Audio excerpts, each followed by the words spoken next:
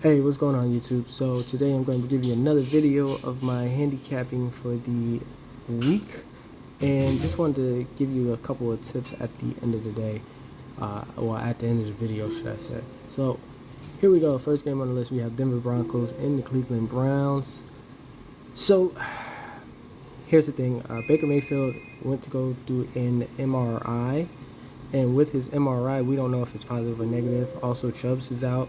Hunt was out, and this is a completely different offense without those three guys on there. So I would say jump on that plus 4.5 if you can. It's a bit of a gamble because if Baker Mayfield do come back, that running game is still going to struggle and they're going to become one-dimensional. So I still think the 4.5 is pretty good. Maybe even do the money line, in my opinion, but I wouldn't bet this anytime soon. This is definitely a game time bet. Obviously, the Browns have a short week. Mayfield is probably going to be out of practice. If you think about it, if he's getting an MRI, obviously he's not going to be set to go for this game. That's going to be a win for the Broncos. Now, next game on the list, have a division rivalry game between the Bengals and the Ravens. I'm looking at the 6.5, and I really like it. I understand that the Ravens did beat a good Chargers team, but one thing that I didn't catch last week is the Chargers were coming from west to east, and their start time for the game was actually 10 in the morning for their circadian rhythm. And if you know what I'm talking about, since the time zone changes, since there are different time zones, should I say, they are pretty much going to start at 10 o'clock in the morning. So I'm on the East Coast, so our 10 o'clock in the morning is their 7 o'clock in the morning, should I say. So that's one of the things the Ravens had an edge on, especially them being really good. And on top, they were actually, I had the Ravens beating the Chargers in my power rankings. But again, these defensive rivalry matchups, they get kind of tricky in the calling them. I do like the 6.5 for the Bengals, but this is not really a game that I'm liking. So let's go down to the next one. 1 second. All right, so going down to the next game, we have the Carolina Panthers and the New York Giants. I like the Panthers in this. I think the Panthers, I have them above the Giants in my power rankings, and I do like the 2.5 with this game. Also, I believe that the Panthers can come within, let's see, where's that point margins at? Here we go, winning margins. I think the Panthers going to win it, and they're going to come within maybe 1 to 13 a game. That's actually 160. So I'm actually going to do a little something different. I do like these 1 to 13s on a couple of these games, and I'm definitely going to show you how to maximize when we change the spreads, how to maximize that bet. Next game on the list, we have the Packers and the Washington football team. Washington, facing top 10 teams, have been getting blown out. Yeah, they've been getting blown out by 14 plus. So now you have +9. I think Green Bay Packers can get the job done. I'll probably go back in and take a 6 points with the alternate spread, should I say. Let's go down here. Take these. What we got? Where the Packers at? Show you guys what I'm talking. Well, actually, let's go back with this 5 because that caught me. So it's only 185. And then if you definitely want a 2.5, it's 320. 2.5, 320. That's a bit much. I do like the 5.5 in this one. So let's go out here and go down. So that's where I'm at. I don't think the Washington football team can cover the 9. This is a bit of a tricky one. I think they probably might get blown out by 14. Also, you probably want to look at the point margin in this one as well. Packers +14. See, it's not worth it. It's not worth it. So I would take the 5.5.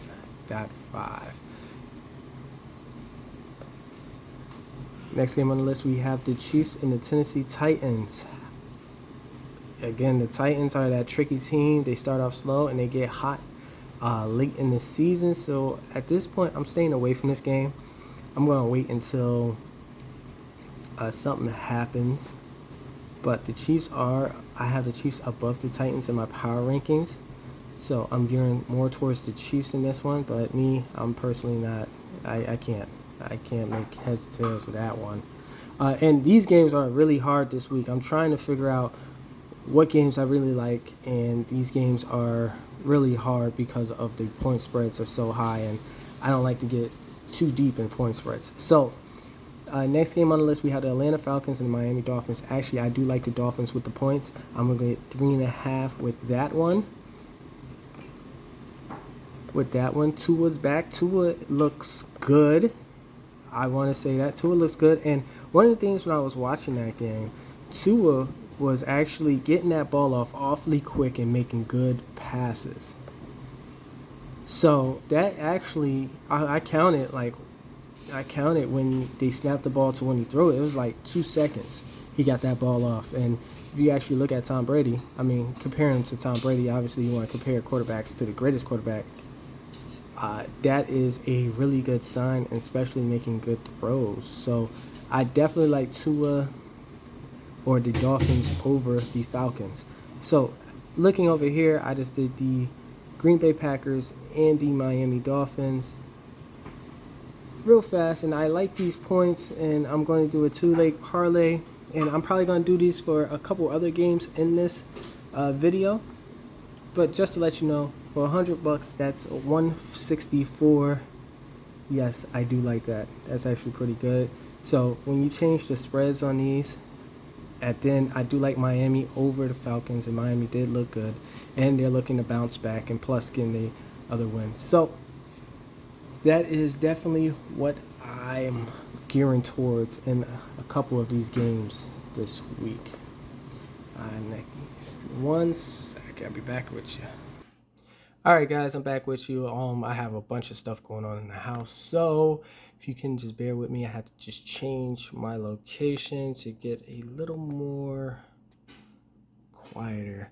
But all right, so as I was saying, when I tell you to change these spreads, we're gonna go. I'm gonna put together some 2-game parlays. I do like these numbers, but this is not necessarily a 2-game parlay I want next to each other just yet. So let's go finish the games we have going on. So now, next game on the list. Make sure I didn't pass one. Nope, that Miami game. All right, we have the New York Jets and the Miami Patriots. Wow. We have the New England Patriots, should I say. So, the New York Jets, again, Jets is bad. Jets are bad. Miami. Why do I keep saying Miami? It's the Patriots. The Patriots played really good against the Dallas Cowboys last night. I was really impressed. I was really impressed in Mac Jones. He actually made some good plays, even though Diggs just gave up. But the Patriots have it. I'm just going to get them at a 3.5. Well, you know what I mean, 2.5, should I say. I'm going to definitely get them at a 2.5 with the spread. So let's go down here to the Pats, 2.5. Yeah, I'm going to get them at 2.5. I definitely like them at 2.5. I think they don't have a problem covering 6 points, but again, I like to play it safe. And since we are going to do 2-game parlays, might as well get the better number with less risk, should I say. So here we go. All right, so we got the Pats at 2.5. Now we have the Rams and the Lions, right? So the Jets is one of the worst teams in the league. The Lions, obviously, I believe this is a defensive rivalry too. Is this a rivalry game? Lions, I have to look it up. But here we go. They got 15. Ugh, so if they're getting 15 right here, right? Well, let's go back. Well, all right. Yeah, obviously they're getting 15.5, right? So we got two options. We could either do it this way, as far as the spread, right, that's 700, 6.5, 5, so 830, right? We do it that way. And then for $100, we still are getting $77 for the Rams and the Patriots with the -2 and -5.5. So obviously, barring an upset, because these would really be upsets if the Jets beat the Patriots and if the Rams get beat by the Lions, especially with that coaching staff. Like, the coaching staff is by far the best coaching staffs you can get for a decent team. Obviously, the Rams is really good, and the Patriots are they're good. I mean, for a rookie quarterback, the Patriots are good. So for $100, $77.84. Probably don't look good, but trust me, 70% of your investment, that is a good investment with those numbers, with those teams, with that coaching staff. So next game. Now, the only reason I'm actually going down with the better team rather than just taking the points with the Lions is because the Lions, again, you got a worse team. These LA Rams can go over 15 points against this team, and then, but it's not guaranteed. But if we go down in points, I feel as though the probability increases a lot more than us trying to go up in points to try and have the Rams to cover 15.5. So if we do go down in points with the better team at 5.5 and they win only by a touchdown, let's say for instance, they took their foot off the gas, like for instance Tampa Bay last week against the Eagles, where they take their foot off the gas and then they do a whole bunch of garbage stuff, which would put the Eagles within the half a point that's needed to beat that team. But I'm rambling on because that game kind of upset me. And then where was Brady throwing it to on that fourth down? Like, he didn't even get close. But that's my philosophy and everything, and it's actually been working for me. So that's one of the things that I'm looking towards. Also, you have the Philadelphia Eagles and the Raiders. Looking at how the Raiders played, they didn't miss a beat. Gruden's out. And yeah, they didn't miss a beat whatsoever. That is impressive, I have to say. Raiders, they had a good team from the get-go. And the fact that they didn't miss a beat with the head coach missing, that's a positive. So I feel as though the Raiders can take this game. Definitely do. I mean, I think they can get it within 3, but it's going to be close. So, tell you the truth, I'm going to do the Raiders, and I'm going to go down to the point margin here. 4-way point margin. I have the Raiders winning because that defense is a lot better, and then you have a lot of stuff that's going on, but they're doing their thing. So, I might do the 1-13. Because if Eagles could come within 6 with the Bucks, when the Bucks should have blown them out, 1-13 for the Rams may not be bad. But if you just want to go ahead and get the better number with the 2.5, definitely do that. I wouldn't even I wouldn't even hold it against you at all.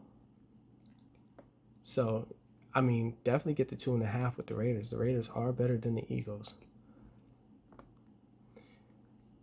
So now we have the Bears and the Tampa Bay Buccaneers. Again, we're looking at 13.5. Well, again, like, you have a good team facing a Bears team with a rookie quarterback, and you're facing the GOAT and the future Hall of Fame wide receiver on that team. So, I mean, say it for what it is.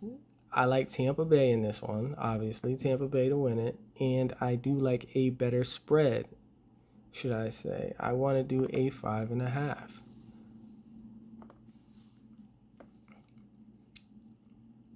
I'm going to do the 5.5. And like I told you before, those 2-game parlays. Now, again, when I'm done going through the games, I'm going to show you a couple of games I like to pair together in the 2-game parlay to make it official. So, do I believe that the Bears can come within 13.5 points? It's probable. It's not likely.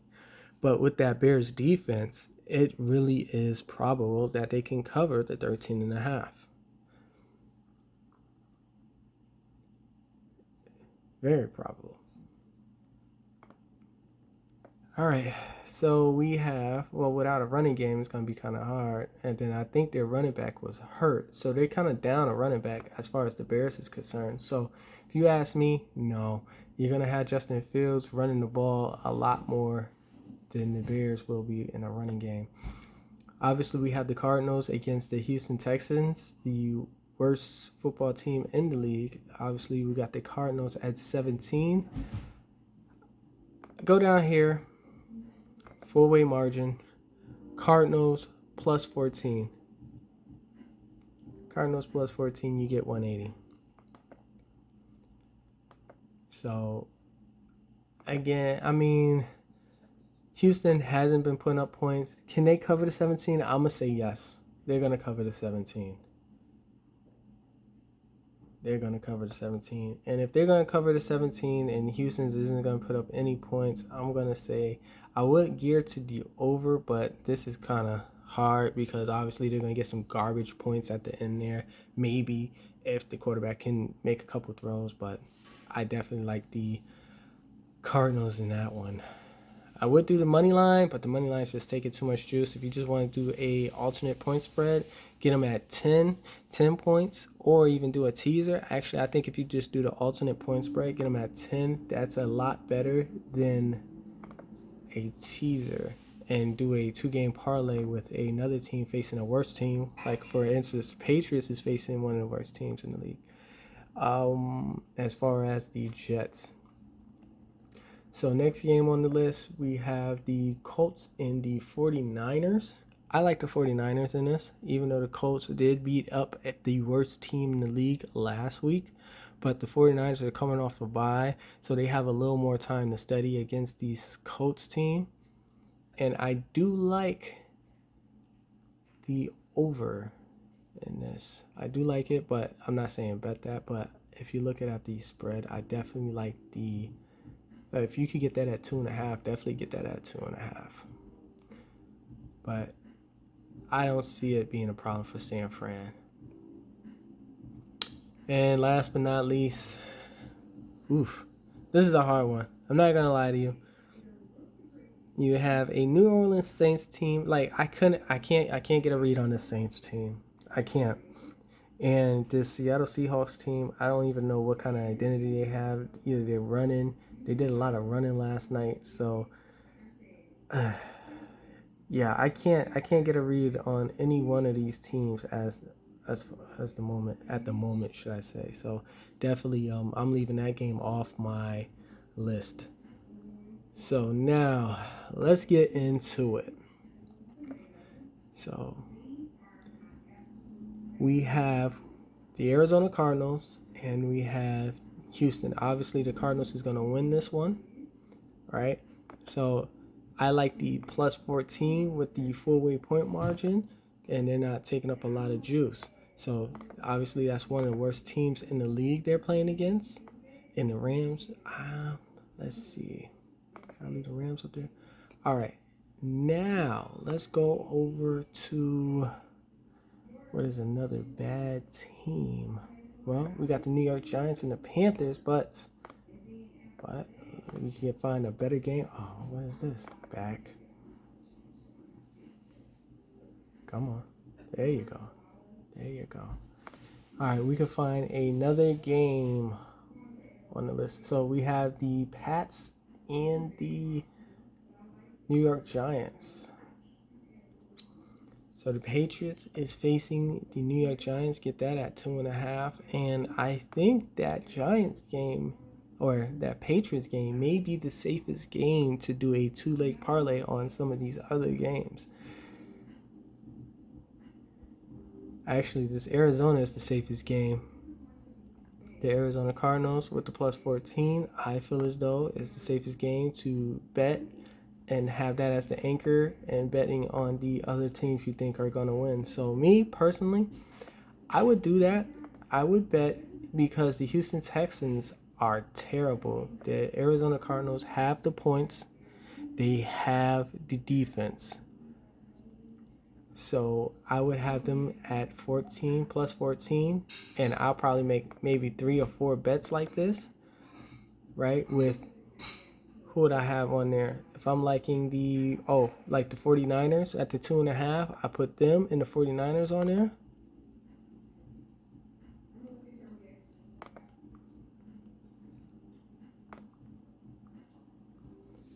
Where is that? Well, it wasn't able to do that. So I do like the Panthers in this one. At the 2.5 for the Panthers. Let's do this like this. So what I mean by anchor is a team that I'm more confident in on getting the points rather than not getting the points. So like say for instance the Arizona Cardinals, definitely I'm not even worried about that 14. That's me personally. Now, if you guys want to do something different, you guys do something different. Like say, for instance, this is all that matters when it comes to these bets. So if you can find a game that you're really comfortable, that you feel like is going to win, and then you just, since all these games are high as far as the number is concerned, as far as the spread, definitely get that team as the anchor, and long as it's in a reasonable distance, and then you just pair them up, like for instance a 2-game parlay, you can make money all day long. So, and then here's the other thing, since this is the worst team, right? And if you are going to do this, let's say for instance Houston does come within 13-14 and they end up winning somehow, right? So we can what you call hedge our bets. So pretty much we go here, look at this Houston game, right? So they're giving us, so if Houston beats them by more than 14, that's $4,500 for $100, which will cover our bets, but I don't think they're going to get 14, so let's just leave that off, right? Let's just say they come in within here, right? Now you want to hedge this bet. So if you're going to make 5 bets for $500, right? You kind of want to hedge it. You kind of want to make sure that you're not taking too much of the risk. So what you're going to do is, I say bet 300. Oh, 133. So 133. So there you go. That's the maximum bet you can place. And if it comes within that 133, so 900, so for $100 you have insurance for your anchor game if you lose. So for $900 you kind of want to stay within that margin, so when you do all your other teams it won't be a big hit, just in case they come within 1 and 13 points, if you understand what I'm saying. I know this video is going on a little longer than I want, but this is, I believe, some good information that you guys can use to maximize your bet. So again, you probably want to bet that single for 133. And if you do that, if you bet that single for 133, it will net you $997.50. So with that being said, once you have your $975.70, now you can start betting accordingly. Now you can put up money because you're not worried about, hey, what happens if my anchor falls or they don't win or something. You have money on both angles, so you just really need, so you just have to factor that 133 in, because you want to win it back betting. So if you're going to anchor, let's say for instance, all right, let's go back, right?